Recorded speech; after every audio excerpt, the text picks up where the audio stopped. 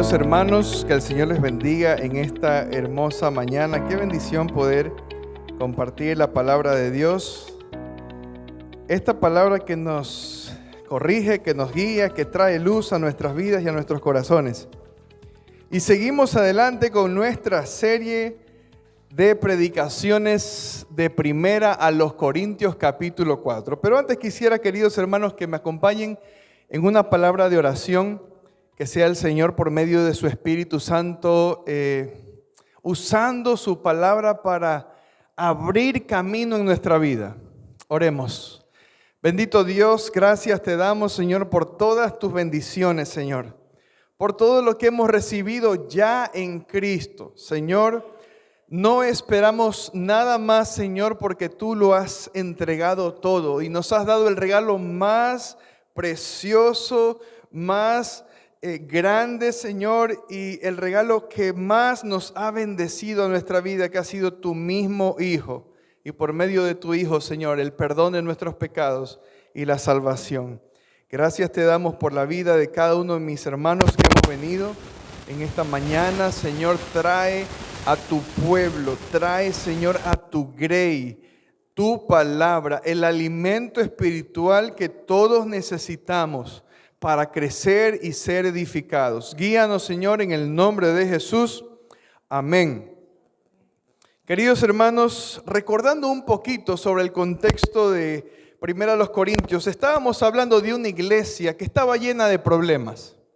Si bien es cierto, Pablo al inicio, en el capítulo 1, empieza resaltando que ellos habían sido verdaderamente rescatados por la gracia de Dios, que en ellos no había falta de ningún don espiritual, de tal forma de que la iglesia estaba equipada con hombres y mujeres que tenían dones y talentos, que tenían dones para servir al Señor, pero había también un grupo de hermanos que parece que estaba cayendo en una actitud que descubría que sus corazones no habían sido transformados.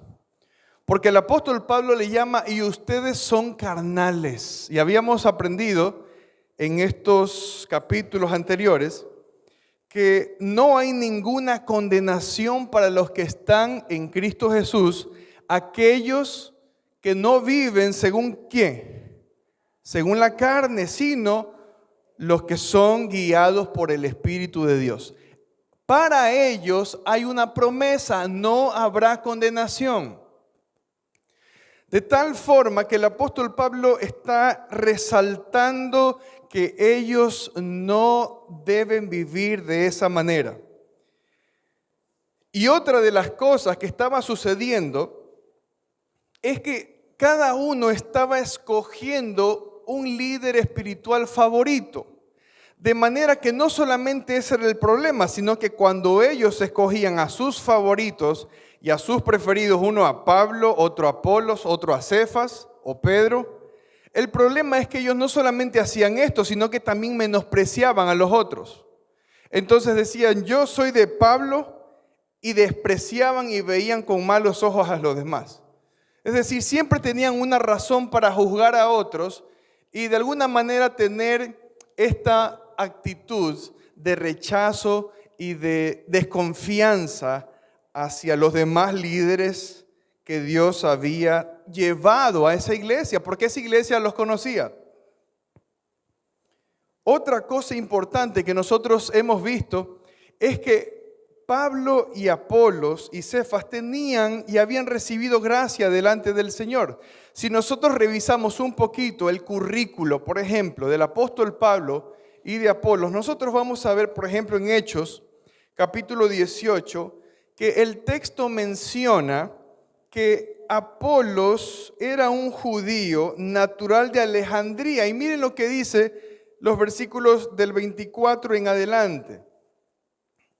Hechos 18, 24 describe a Apolos como un hombre que estaba dotado de una facilidad para exponer. Un hombre que era elocuente, un hombre que tenía facilidad de palabras. Mire lo que dice el versículo 24. Que este Apolos era un varón elocuente y que era, ¿qué cosa? Poderoso en las Escrituras. O sea que él dominaba las Escrituras, el Antiguo Testamento, la Torá, la ley.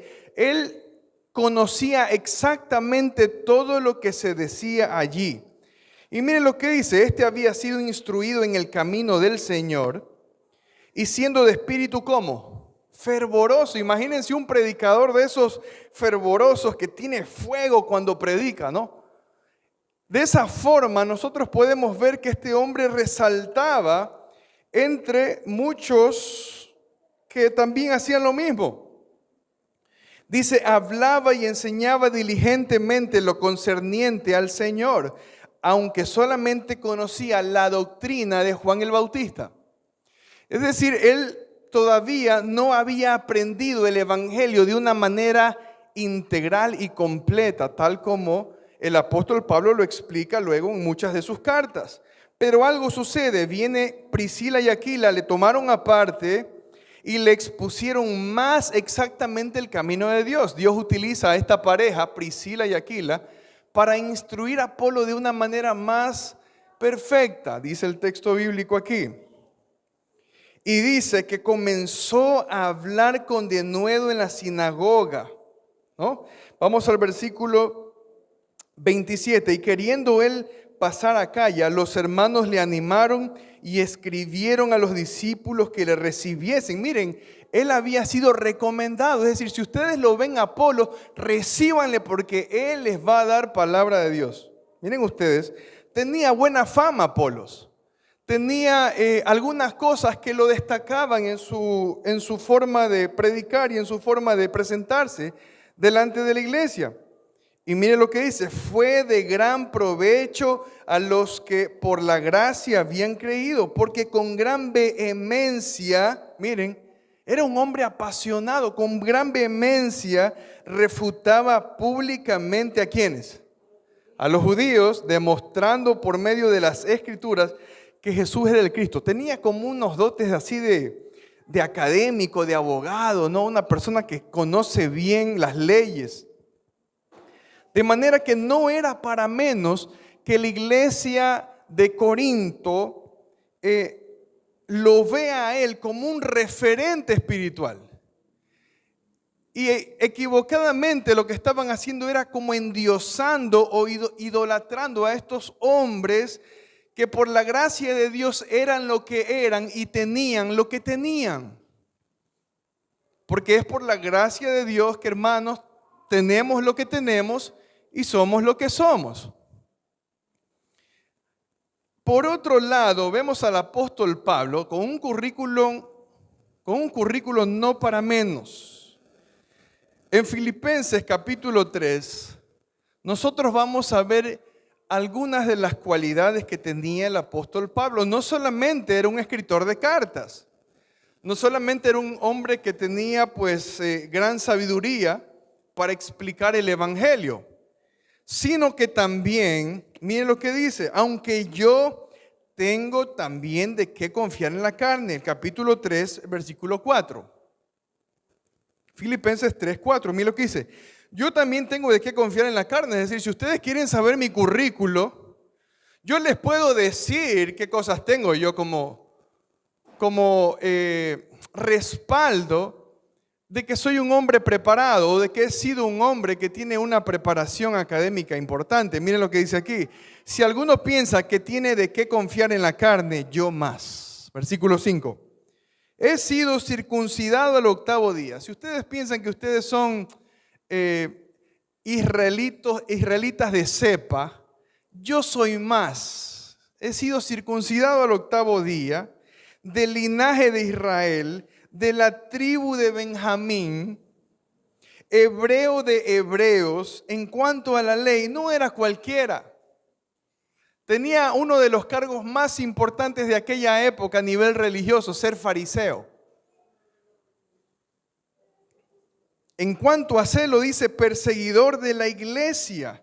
en cuanto a la justicia que es en la ley, era irreprensible. Yo no fallaba en observar la ley así de fácil. Nadie podía reprenderme de que yo fallaba en algún punto. Claro, los hombres, pero cuantas cosas eran para mí ganancia, las he estimado como pérdida por amor de Cristo, dice él. Queridos hermanos, nosotros vemos al apóstol Pablo, que era un judío que había nacido en Tarso, por eso le llamaban el Saulo de Tarso, ¿verdad? Tarso era una de las regiones que pertenecía al Imperio Romano, de manera que Pablo tenía una ciudadanía por nacimiento romana. Y luego en una de sus discusiones que tuvo con un romano, este romano le dice, mira, yo he comprado mi ciudadanía. Y Pablo le dice, pero yo no la compré. Yo soy ciudadano romano de nacimiento. Y hay algunas cosas que el apóstol Pablo también demuestra como parte de un currículo importante, de forma que en la iglesia de los Corintios, los hermanos estaban haciendo una especie de elección rigurosa por aquellos que más calzaban en sus corazones orgullosos y jactanciosos, como es el tema de nuestro mensaje. El mensaje del día de hoy es: ¿por qué te glorías? ¿Por qué te glorías? ¿Tienes algo que has recibido de Dios? ¿Eres bueno en algo? ¿Hay cosas que tú tienes como talento y como dones el día de hoy? ¿Por qué te glorías? La iglesia de Corinto estaba envaneciéndose, y eso vamos a ver el día de hoy. Y vamos a ir a 1 Corintios capítulo 4. Miren cómo comienza el apóstol Pablo en esta primera carta. Y Pablo entiende que es necesario explicar a esta iglesia la importancia del cargo que ellos tenían. ¿Para qué? Para que la iglesia no los vea de una manera inadecuada delante de Dios. Porque nosotros, hermanos, somos siervos de Dios. Hemos visto eso ya en otras predicaciones. Somos servidores del Señor. Y la primera cosa que el apóstol Pablo les va a decir es que todo administrador de Dios debe tener mucho cuidado. Todo administrador de Dios debe tener mucho cuidado. Nosotros, hermanos, quienes hemos recibido por la gracia del Señor el don del pastorado, de la predicación, de enseñar a otros, de compartir la palabra del Señor a otros, debemos tener mucho cuidado con algunas cosas. Y el apóstol Pablo aquí les dice que todo administrador debe ser leal a Cristo solamente. Todo siervo de Dios debe ser leal a Cristo, de tal forma de que su corazón no se incline a las cosas de este mundo.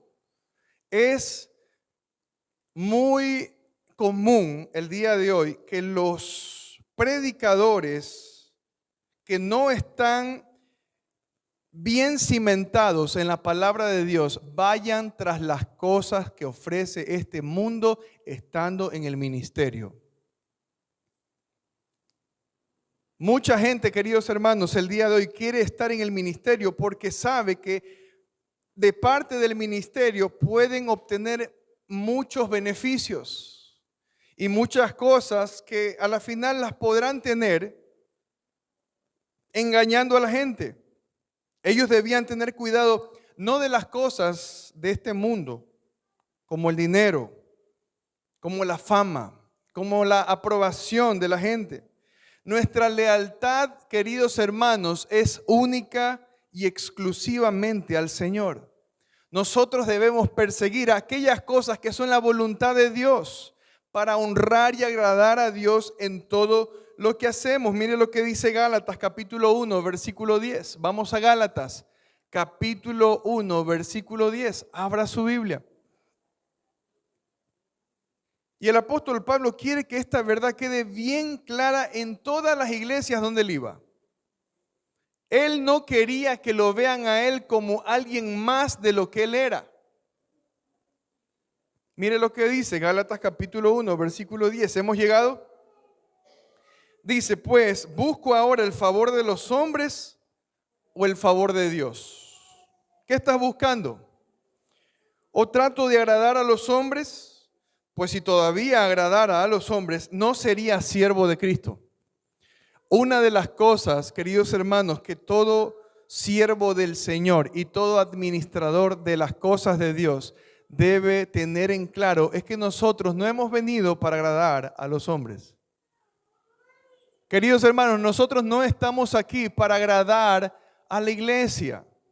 No estamos aquí para hacer las cosas que le gusta a la gente, porque mucha gente le puede decir, pastor, pero en lugar de estar hablando tanto de Primera a los Corintios, o en lugar de estar hablando mucho de la Biblia, más bien tengamos otro tipo de charlas que son un poco más relajantes, ¿no? Usted sabe, yo vengo de una semana bastante ajetreada y necesito una charla un poco más refrescante.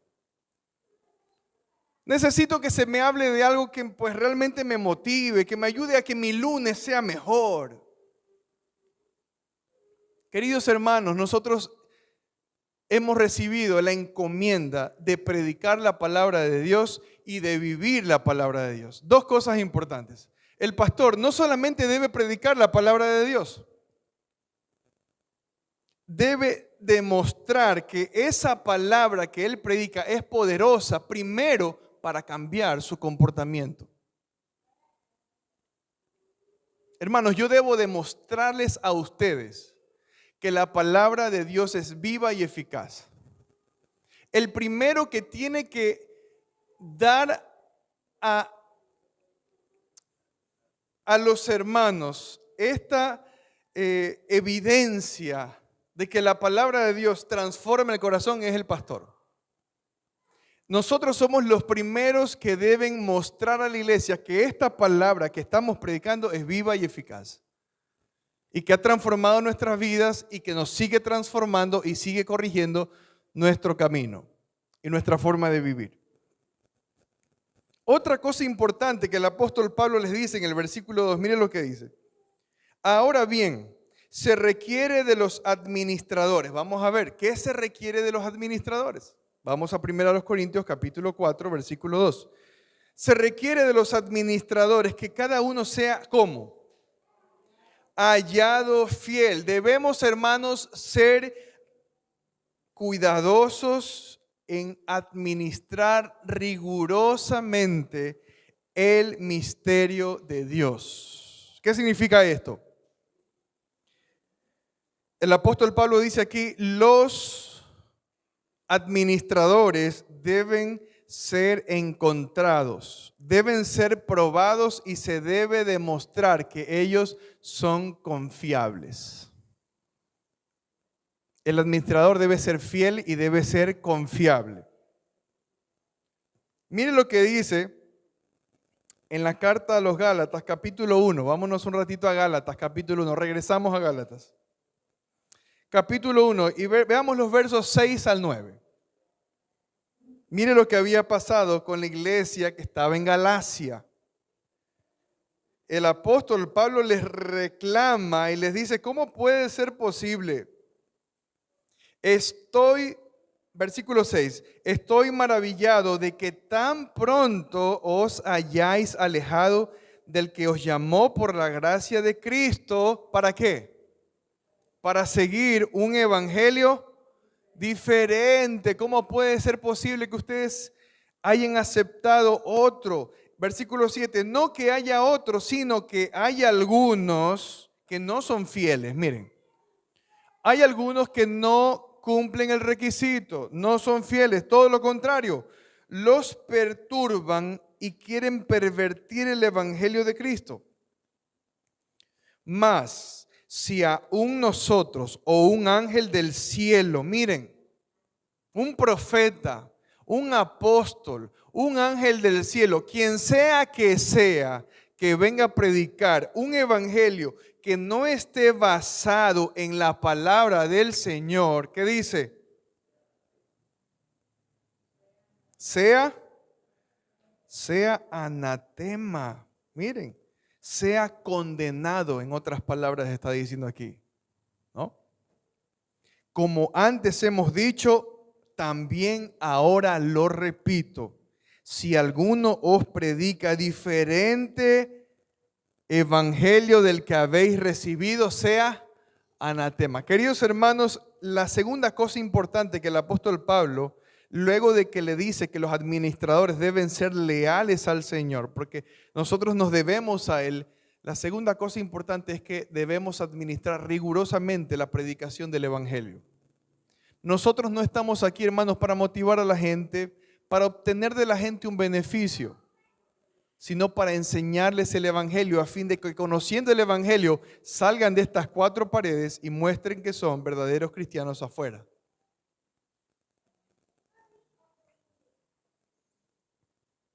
La encomienda que Dios nos ha hecho no consiste en tener programas, proyectos y eventos atrayentes, hermanos.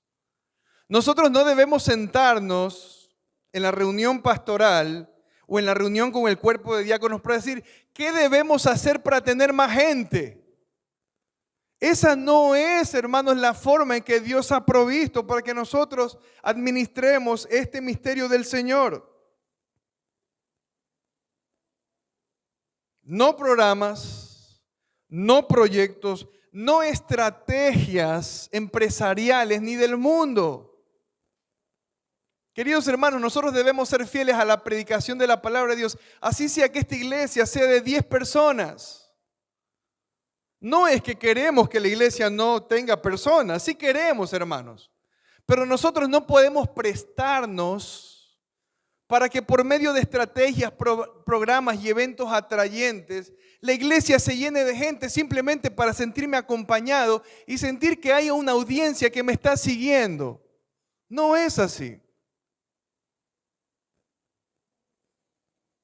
Sino más bien debemos enfocarnos en la sencillez de dar a conocer a Dios por medio de su palabra. Nuestro fin principal es que la gente conozca a Dios.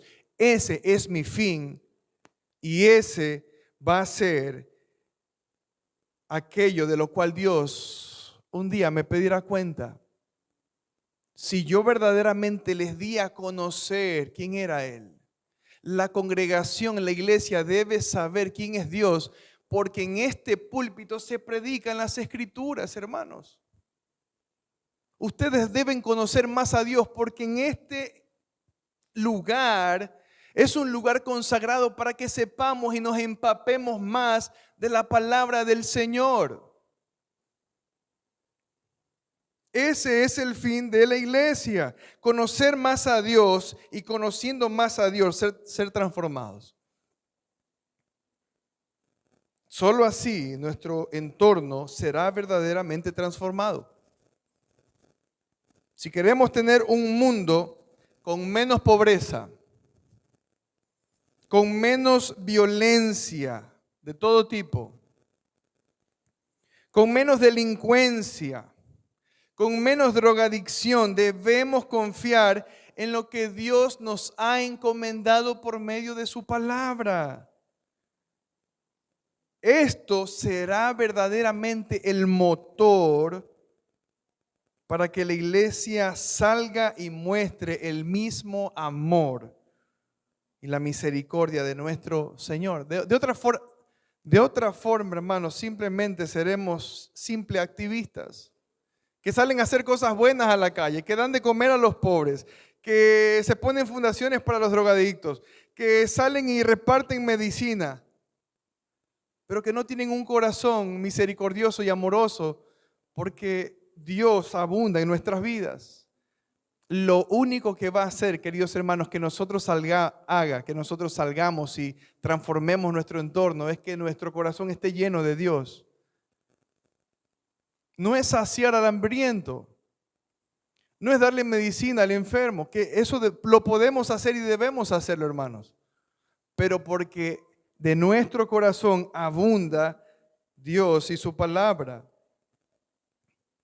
La tercera cosa que el apóstol Pablo les dice aquí en el versículo 3 al 5, miren lo que dice.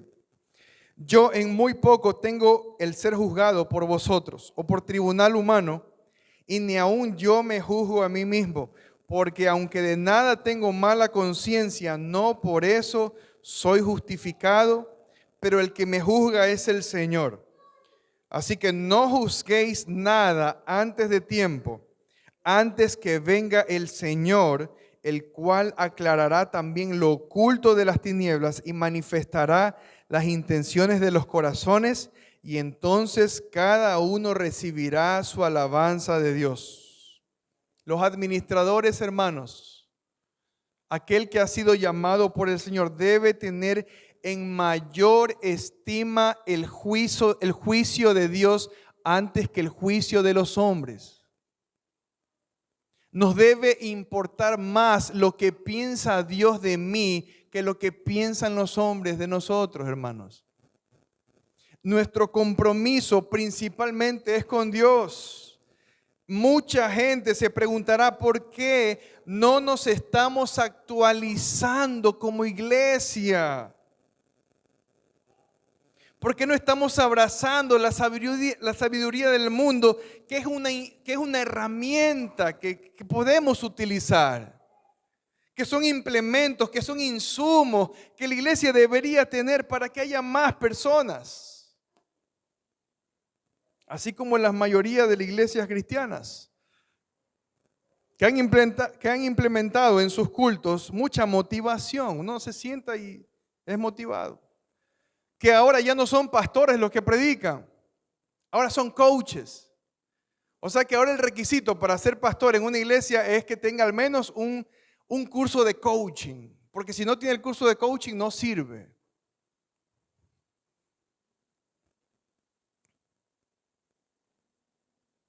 Psicología. Las predicaciones ya no son predicaciones bíblicas, ahora son terapias psicológicas para traer alivio a los corazones afligidos y cansados. Queridos hermanos, la palabra del Señor muchas veces no nos trae alivio, muchas veces nos estresa más y nos recuerda que nosotros estamos haciendo lo malo delante de Dios. Y si yo vine feliz y contento a la iglesia, a la final por una palabra que Dios me está hablando de que me aparte de un pecado, si no, no puedo ser su discípulo. A la final regreso a mi casa no motivado, ni feliz, ni contento.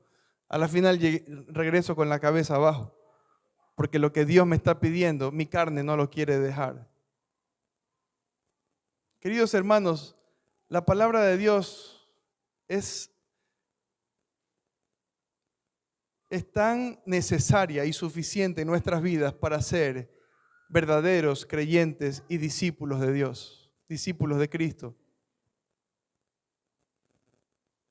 Es nuestra consigna, hermanos, es nuestra consigna tenerla como, no sé si les ha pasado que cuando tienen un dolor en algún lado hay un latidito, ¿no? Uno dice me late el codo, me late aquí la rodilla, me late el oído. La palabra debe funcionar de esa manera en tu semana. Debe estar latiendo y no dejándote olvidarte de lo que Dios quiere y anhela de ti, para que seas agradable delante de Él.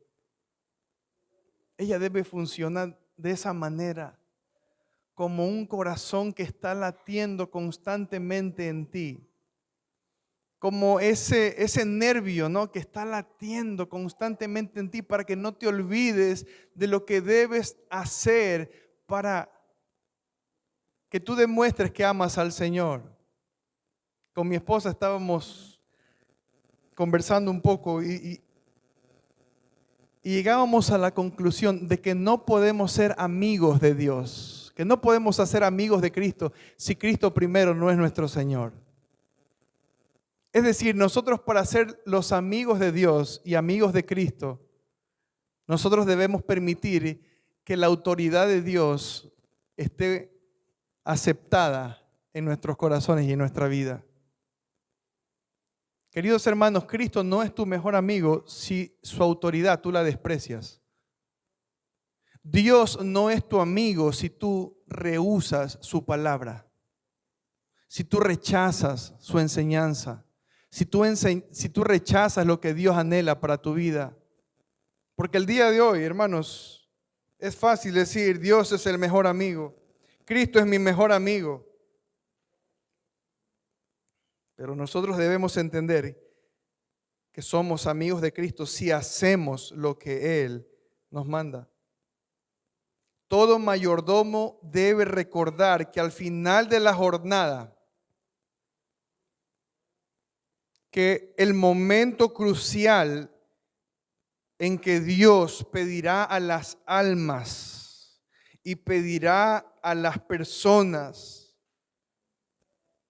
rendir cuentas en su tribunal, allí no podremos responsabilizar ni señalar a ningún hombre de no haber sido fieles. Queridos hermanos, nosotros en el día del juicio no podremos hacer lo que hizo Adán. La mujer que tú me diste, la verdad. Y vamos a decir, Señor, pero es que la congregación me pidió a mí que yo predique otra cosa que no era el evangelio. No le podré decir eso. Mire lo que dice 2 Corintios, capítulo 5. Abra su Biblia. 2 Corintios, capítulo 5. Versículos 9 y 10. Mire lo que dice. 2 Corintios, capítulo 5, 9 y 10. Dice, por tanto, procuramos también, o ausentes o presentes al Señor, serle agradables, porque es necesario que todos nosotros comparezcamos ante el tribunal de ¿quién? Recordemos eso, hermanos, ante el tribunal de Cristo, para que cada uno reciba según lo que haya hecho mientras estaba en el cuerpo, sea bueno o sea malo. Queridos hermanos, que más te importe lo que piense tu Señor acerca de ti. Que más te conmueva lo que Dios opina acerca de tu ministerio, de tu vida espiritual y de tus hábitos y prácticas. La primera cosa que hemos aprendido el día de hoy, hermanos, es cuál debe ser el carácter, cuál debe ser el cuidado que debe tener todo administrador de Dios. Miren ustedes, lo hemos visto desde el versículo 1 hasta el versículo 5, pero ahora vamos a ver otra cosa importante que nos enseña este pasaje de 1 Corintios 4, que a la arrogancia se la contrarresta con la humildad. La segunda enseñanza que encuentro en este pasaje tan hermoso y tan interesante es que a la arrogancia se la contrarresta con la humildad. A la arrogancia no se la contrarresta con más arrogancia, ¿no? Porque uno dice, no, porque si él se porta orgulloso, voy a ser más orgulloso. Si él se porta grosero, yo voy a ser más grosero todavía. ¿Cuántas veces hemos pensado así, hermano? Es que si tú me dices una cosa, yo te la digo, pero al triple. Y si tú me haces una cosa, yo ni te aparezca porque no sé qué va a pasar. Queridos hermanos, el apóstol Pablo nos enseña que a la arrogancia se la contrarresta con la humildad. Ahí hay un hombre sentado en ese trono con una corona, mandando, siendo servido, arrogante. Espero que esa imagen se te quede bien grabada en tu mente y en tu corazón para que tú no intentes ni pretendas ser ese que está ahí en el trono. Veamos los versículos del 6 al 7. ¿Cuál era el ejemplo que el apóstol Pablo y Apolos habían demostrado a la iglesia. Mira, pero esto, hermanos, vamos a 1 Corintios 4, dice, pero esto, hermanos, lo he presentado como ejemplo en mí y en Apolos por amor de vosotros. Todo lo que Pablo viene diciendo de los administradores, de que deben ser fieles, de que deben preocuparse por el juicio de Dios y no el juicio de los hombres, de que deben administrar bien el misterio de Dios que les ha sido conferido y que se les ha sido encomendado para que prediquen el evangelio. Dice el apóstol Pablo en el versículo 6, pero esto, todo lo que he dicho, lo he presentado como ejemplo ¿en quién? En mí y en Apolos. Ellos mismos, hermanos, ellos mismos se presentaban como ejemplo de una conducta de humildad. Ellos mismos se presentaban como ejemplo de ministros fieles y confiables. De manera que si ellos eran ejemplo, es decir, si ellos teniendo un currículo tan pesado y tan lleno de tantos talentos y dones en su vida por la gracia del Señor, y ellos se presentaban humildes delante de ellos, lo que ellos tenían que hacer era seguir el mismo ejemplo de humildad de Pablo y Apolos. No actuar de una manera contraria a esto. No tenían ellos por qué estarse gloriando de que mi maestro es Apolos o mi pastor siempre será Pablo. No, todo lo contrario, más bien ellos debían ser humildes y comportarse de la misma forma. Dice el apóstol Pablo en el versículo 7, miren. Versículo 6, la segunda parte. Para que en nosotros aprendáis a no pensar más de qué. De lo que está escrito. De lo que dice en la escritura. ¿Y qué dice la escritura? El apóstol Pablo lo dice en el capítulo 1. El que se gloría, gloríese ¿en quién? En el Señor. Jeremías capítulo 9, versículo 24. Dice, y escúchelo. Mas alábese en esto el que se hubiere de alabar. Si te quieres jactar de algo y si te quieres gloriar de algo, gloríate de esto. Ojalá que todos podamos gloriarnos en esto. Miren, en entenderme y conocerme, que yo soy Jehová, que hago misericordia, juicio y justicia en la tierra, porque estas cosas quiero, dice Jehová. Si tenemos que gloriarnos en algo, hermanos, debe ser simplemente que nosotros entendemos y conocemos al Señor. Porque Él es nuestra gloria. Porque Él nos ha salvado. Porque Él ha entregado todo por nosotros por medio de su Hijo.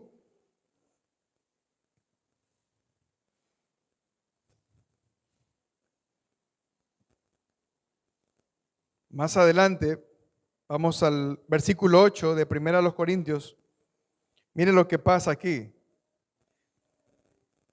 El apóstol Pablo utiliza un poquito de ironía cuando le habla a ellos, pero les manifiesta que ellos estaban cayendo en una jactancia de cosas que no eran espirituales. Miren lo que dice el versículo 8 al 13. Ya estáis saciados, ¿verdad? Ya estáis saciados, dice. Ya estáis ricos, dice. Son ricos ustedes. Sin nosotros ustedes reinan. Miren.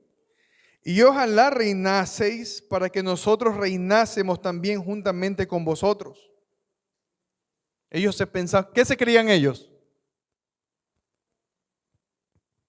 Ellos se creían reyes, hermanos. ¿Cuántas veces nuestra actitud delante de Dios demuestra que nosotros no somos nada humildes, sino somos reyes y tenemos tronos de los cuales nadie nos va a sacar? Porque según pienso, Dios nos ha exhibido a nosotros los apóstoles como postreros, como a sentenciados a muerte, pues hemos llegado a ser espectáculo al mundo, decía el apóstol Pablo de ellos mismos.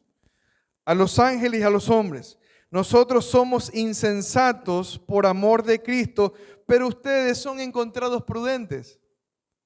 A nosotros la gente nos considera como tontos, pero ustedes los consideran como inteligentes, ¿no? Miren cómo es la ironía de la vida. Nosotros delante de todos aparecemos como débiles, pero ustedes más bien aparecen delante de ellos como fuertes. Vosotros honorables, mas nosotros despreciados. Hasta esta hora padecemos hambre, tenemos sed, estamos desnudos, somos abofeteados y no tenemos morada fija. Nos fatigamos trabajando con nuestras propias manos. Nos maldicen y bendecimos. Padecemos persecución y la soportamos. Nos difaman y rogamos. Hemos venido a ser hasta ahora como la escoria del mundo, el desecho de todos. Es una palabra fortísima lo que está diciendo Pablo aquí, hermanos. Es decir, nosotros somos considerados como el estiércol del mundo, pero ustedes son alabados en todo y siempre quedan bien. Una vez alguien me decía, hermano, yo no creo que un siervo de Dios padezca necesidad. Yo no creo, hermanos, que un siervo de Dios tenga que padecer falta de pan o falta de recursos económicos, porque Dios siempre le va a proveer todo lo que él necesita, me decía.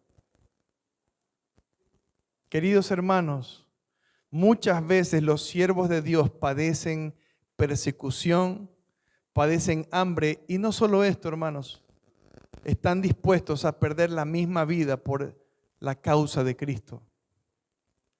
Quizá nosotros estamos pero tan cómodos en nuestro ministerio, estamos tan cómodos con lo que la gente nos reconoce y nos da, que quizá no nos damos cuenta que por causa del ministerio podríamos perder incluso hasta nuestra propia vida. No solamente un bocado de pan, no solamente no tener comodidades, hermanos, sino nuestra propia vida, dice el apóstol Pablo. Pero ellos se jactaban de ser ricos y estar saciados. Pablo, yo no sé de qué me estás hablando, pero a nosotros no nos hace falta nada. Estamos ricos, estamos saciados, somos prudentes, somos fuertes y honorables. Mientras que por la causa de Cristo, los apóstoles quedaban como lo peor del mundo. Y el día de hoy, queridos hermanos,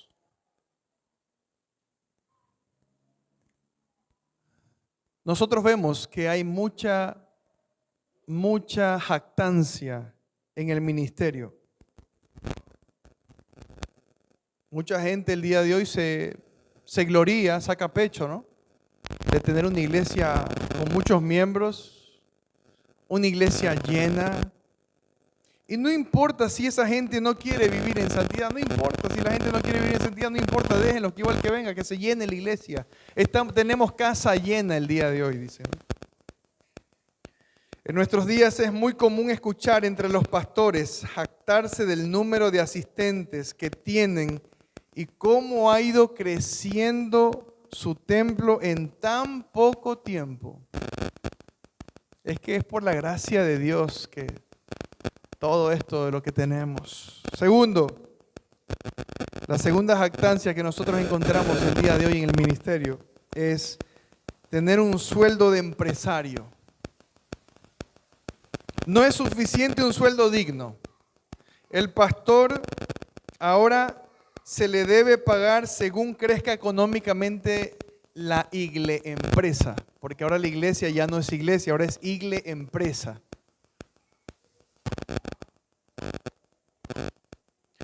Porque si la iglesia ha crecido es gracias a las estrategias que hemos tenido nosotros los líderes. Si la iglesia ha crecido ha sido gracias a que hemos implementado un administrador que lo trajimos de una empresa reconocida. Si hemos crecido, ha sido por todos los estrategas que hemos contratado para que nos ayuden a tener más gente. Y la tercera jactancia que nosotros vemos el día de hoy en los ministerios, hermanos, es ser famoso y querido por los famosos. ¿Cuál más quiere estar en programas de televisión? ¿Cuál más quiere estar codeándose con los pastores de las mega iglesias en Latinoamérica y Estados Unidos? ¿Cuál más quiere estar dando giras alrededor del mundo con grandes ofrendas?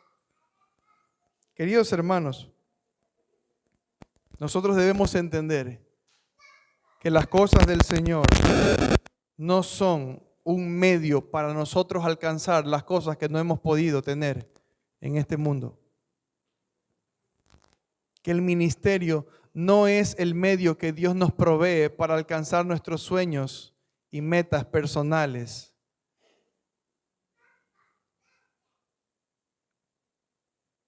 La tercera cosa que nosotros vemos en este pasaje, hermanos, luego de que el apóstol Pablo les recrimina esto, les dice: no os escribo para avergonzarlos, sino para amonestaros como a hijos míos amados. Versículo 14. Porque aunque tengáis 10,000 años en Cristo, no tendréis muchos padres, pues en Cristo Jesús yo os engendré por medio del Evangelio. Por tanto, ruego que me imitéis. Por esto mismo les envié a Timoteo, que es mi hijo amado y fiel en el Señor, el cual os recordará mi proceder en Cristo de la manera que enseño en todas partes y en todas las iglesias. Todo lo que nosotros vemos aquí, hermanos, toda esta carta, todo este contenido de enseñanza espiritual era enseñado, era regado, era compartido en todas las iglesias por donde ellos estaban. Pablo les dio ejemplo de amor cristiano a ellos. De tal forma que él les dice: hermanos, yo me acerco a ustedes como un padre porque yo les prediqué el Evangelio. Y me acerco a ustedes con amonestación y exhortación para que ustedes busquen a Cristo y se arrepientan de sus pecados, para que ustedes cambien su proceder. Queridos hermanos, el liderazgo no exige hacer o ser algo a los demás. El liderazgo exige primero ser ejemplo para todos, de tal forma que podamos así ser transformados y cambiados. Pablo aquí les está instando y les anima al arrepentimiento. Antes que él llegue, ellos debían escoger o un duro trato o un trato amoroso. Mire lo que dice el versículo 21. ¿Qué queréis? ¿Iré a vosotros con vara o con amor y espíritu de mansedumbre? ¿Cómo quieren que yo me acerque a ustedes? ¿Quieren que el día que yo llegue los zarandee como a hijos? ¿O quieren que tengamos un trato bonito, amoroso? El apóstol Pablo les estaba instando a arrepentirse. Queridos hermanos, el día de hoy debemos nosotros tener mucho cuidado con las cosas que Dios nos ha confiado.